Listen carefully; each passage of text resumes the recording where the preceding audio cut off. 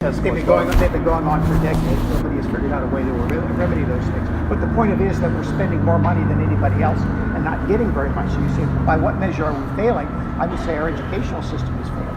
I would say our military system is failing. We've been fighting these wars now over there for a decade and a half or longer, and they don't seem to be successfully resolved. And is that because do you know how the long US is multicultural? Do you know how long? It's a lack of political will. There's a lot of problems within our military. We talk to our soldiers. Huge racial conflicts and tensions within our military. Costs a fortune to run the military. Soldiers cost over. Because we have black people in the military. No, I didn't say that, sir. Don't put these words in my mouth now. Don't you put these words implied in. it. No, I didn't. No, I didn't imply it. I didn't even mention it. I said there's racial tension in the military. I didn't blame it on blacks or anything. I didn't blame it on any particular ethnic group. But so your basic premise that we don't have any problems here. I'm not beating around the bush. Your basic point was that we are a very successful nation, and I'm suggesting to you that I don't think that's the case. Well, why are there test Also, scores? diversity in our country is relatively new. Right? We've had plenty of cultures: Irish, Italian. Like, my great grandfather's Polish. They were all European. They were all Europeans. So they were all Europeans. Yeah, but we they're now still have friends who thought Germans so were after the white. second or third generation, everybody looks the same. Everybody talks the same. But that's not the case with African Americans and other racial groups because they don't melt in. They don't blend in. They always look different. Sure they do. Irish. Why does looking different matter? Well, that's it. I don't know. It does. And maybe it doesn't. It doesn't to you. It doesn't. Maybe it doesn't to a lot of people. But it Yeah, seems I to matter think to a that's lot of actually the people case. who move out of Detroit and move out of Baltimore and move out. You know, we have white flight in this country. Oh, it's just because of bad economic policies. It's people are making free choices about where they live. You know, why is Anthem mostly white and South Phoenix is mostly Hispanic? I don't know why. Choices people have made, I guess. But I sort of want to readdress what you said about how our test scores are lower because of multicultural. No, I said there's an achievement gap. I said when you look at different ethnicities, You there said are when different. you break it down. When you drill down, you find that there are achievement gaps. You've heard about this. Oh, but why? I have not. You really have not. You have not. It's a big debate in education. No, but why? It's a big debate in education about why is it that some groups seem to perform better than other groups over long periods of time in spite of huge resources putting into Why is schools. that then? I don't know why. I honestly don't know why. But it seems to be an enduring, a persistent feature of American education that not everybody is getting an equal education or the same education, even though we're spending roughly equal amounts of money. So what you're saying is. But you that did we not should- know we this. should- I'm sorry. I just assumed, though.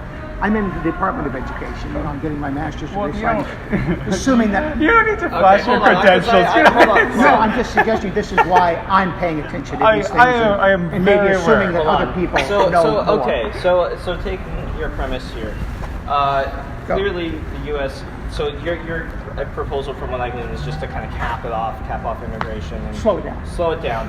Slow So these demographic shifts that you're very concerned about. To create more opportunity for assimilation. Yeah. Okay, so Too much, too fast. Okay, so yeah, because you end up you're still where we are, which is still a fairly diverse society. Yeah, very. So what's your solution then? How you go about? I don't have a assimilation? solution. I'm just pointing out a problem. Okay. I don't have a solution. I don't know how to fix Detroit. I don't know if anybody does know how to fix Detroit. Detroit's getting better. That. Yes. I don't know how to fix that. I lived in Baltimore for years. I don't know how to fix that. Okay, but that's a different issue than immigration. Okay, because those cities are primarily African American. They're diverse. They have other groups, but they're primarily African American. The immigration thing is affecting Arizona, California, Texas, Florida, states like that in a very dramatic way, and it's not. You know, it's producing tensions and it's producing burdens on our system. Did you know that in Arizona we have a very large Hispanic-speaking school children? Yeah. A lot of the kids are, and that's what I'm studying, ESL. But we have a budget override for ESL. It's 11.5%, and then there's some other things. So it costs a lot more to educate a child who doesn't speak English as a native language. So that's a burden on the taxpayers. It's a pretty significant burden. Well, wouldn't they also be included in the taxpayers? Because I don't Not think as they much. Who could. pays taxes? That's something you ought to take. Who actually pays the taxes? You just learned that 49% of the people don't pay any tax at all. Just income tax. And 51% Yeah. of that, yes, sales tax. They do. Everybody pays sales tax. But then some people spend more than others. But if you looked at who's paying the taxes in the state of Arizona or in the United States. He's saying that some people are paying a lot more than others. I just don't see the difference between my great-grandfather, who's Polish immigrant, wanting a better life, and someone from Venezuela who wants to escape a socialist regime. I don't see a big difference either. I mean, they're coming here for similar purposes. I think that's true. There are ethnic issues for Polish immigrants. They got called Polak, and they discriminated against, but they assimilate. They learn English. But the difference between the Polak and, say, I should say Polak. You say Polak. I'll say Polak. But the difference between the Polish-American immigrant and the immigrant from Somali is that the second-generation Polish immigrant looks like the Irish. It looks like the Irish kid and the German kid, and every other kid. But the immigrant from Somalia does not. So in other words, that's a question. That's a legitimate question. Does it matter? It doesn't matter to you. Maybe that's a good thing. It seems to matter to a lot of people. I don't know. I honestly don't know, and it doesn't really you gotta matter. take a position on that. No, because we're talking philosophically here. My opinion and my preferences really don't. I'm an old white guy, so I live like an old white guy, But I spent my career. You might be interested to know this. I spent my career in Washington D.C. doing a lot of legal aid work for the African American community. I've done literally thousands of cases, many of them pro bono. Okay, so. I had a sense maybe you were trying to stereotype me as kind of this old, angry white man. No, anything but. I spent my life, not in Arizona, but in a very cosmopolitan area, working with a lot of minorities. So that's my background. Of course. Okay, have to go. But thank you. Nice chatting with you guys. Yes. Have a good luck. night. God Have a good bless. night. Thank you. Okay. Best of luck to you, man. I'm Yeah. sick. You don't want to shake my hand. That's one more thing.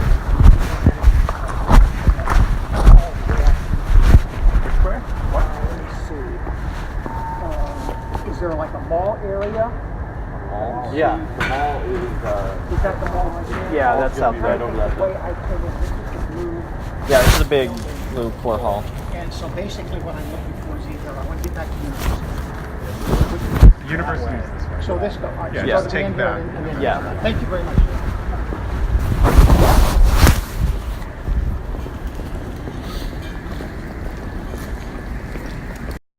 Statistics. The African American vote is probably over 90% Democrat, and it's been that way for decades. The Asian American vote, and Asian Americans are an educated, cultured, affluent group, relatively speaking, in American society. They are not an underclass. They vote overwhelmingly Democratic. The Hispanics, even middle-class Hispanics, they vote very predominantly Democratic, because the number one issue is in immigration and bringing more of their co-religionists, of people like them, into the country. So you're never going to get Hispanics elected as Republicans as long as the Republican Party is for border security and for lowering levels of immigration. Not going to work. They're not that stupid. Okay, they understand which party will do more for them. Yeah, well, this is a long And that's the discussion. divide. We should go That's out the for, divide that we've never been able to breach. we should go out sometime, have a Yeah. talk about this. I have something to say about this. I'm agreeing with you, but in part. Well, it's a very sensitive issue. John, you had something you wanted to Yeah, ask. I did. I don't know. I thought it was a bit underwhelming for Democrats this election. Thinking back to like 2010, the midterm election, and during Obama's first term, the Republicans swept through. But even look at that, Barack Obama won re-election in 2012, and so the 2010 midterms didn't really do much to give us a hint who would win in the upcoming presidential election. But the Republicans gained how many? What's the final count in the Senate? Did they gain 1 or 2 seats? It was like 3, and I think Mississippi could be up for grabs. Yeah, so I they guess 3. gained seats in the Senate. That's the Yeah, body look, that nominates. I agree but- that- Hang on. Yeah, okay. And then Wait for the question, but go Right, ahead. right.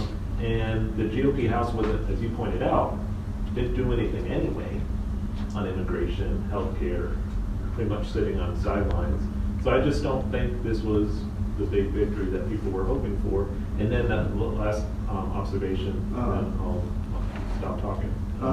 Is it's pretty clear that to me, especially after this election and not that wasn't clear before, but I think this election confirmed it, that the Democratic Party have become a party of the wealthy, of elites. And the poor. And yeah, it's an uneasy, perhaps, alliance between very, very elite, wealthy coastal Americans and the lower class urban voters. But it's not just money; it's the media. I think there was a Harvard study that showed like 90% of media coverage is anti-Trump against Republicans who turn on late night television, and it's just one after another, hammering away. Silicon Valley, almost have friends that work in IT. It's like 100%.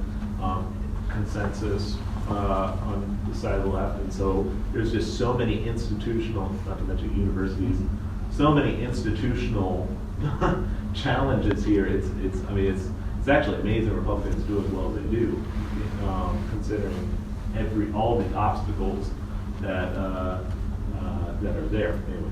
Yeah, well, so I'm flying tomorrow for interview for documentary to New York City for MSNBC. So if something happens to me, John,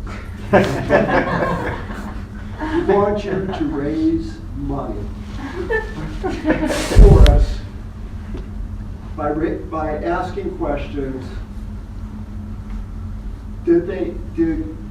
Was Don Critchlow assassinated because we were making too much progress here at the university, as you can see by this full room.